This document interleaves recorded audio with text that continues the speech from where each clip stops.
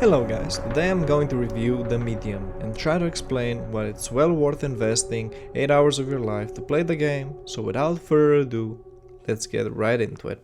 The game revolves around Marianne, who is, like the title, a medium and can travel into the spirit realms. Once her stepfather dies, she receives a call from a man telling her to come to a resort called Niwa. The game also revolves around you exploring the long-abandoned resort where the big tragedy happened, and you're trying to piece things together as you go through the game to understand what happened and why you were called there.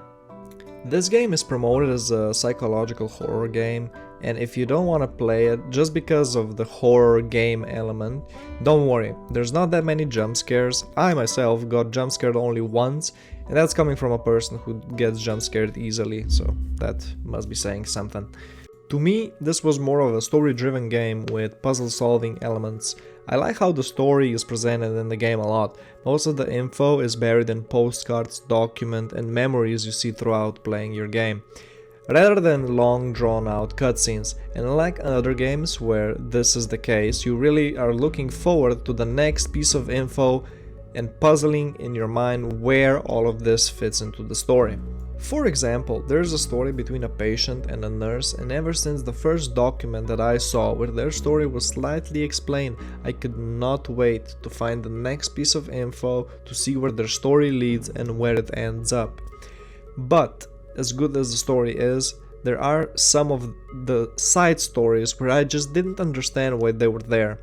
For the people who already played the game, I'm talking about the girl in the labyrinth at the end of the game. But for the most part, the main story and most of the side ones are really good and everything falls into place by the end.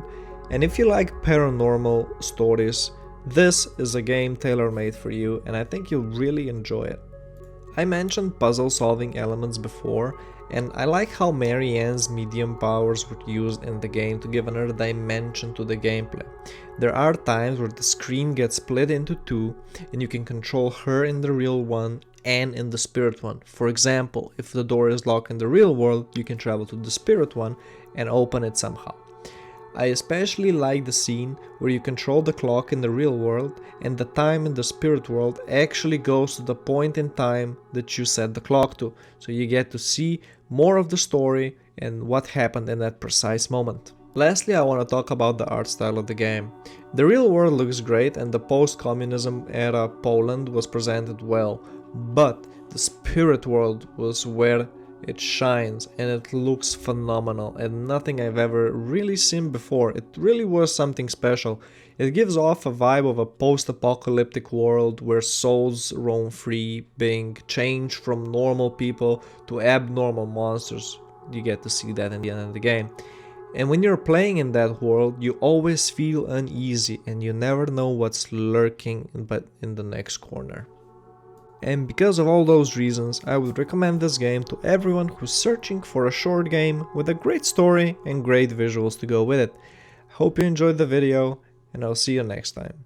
Subscribe to the channel if you want to see more or follow me on Twitch. Thank you for watching.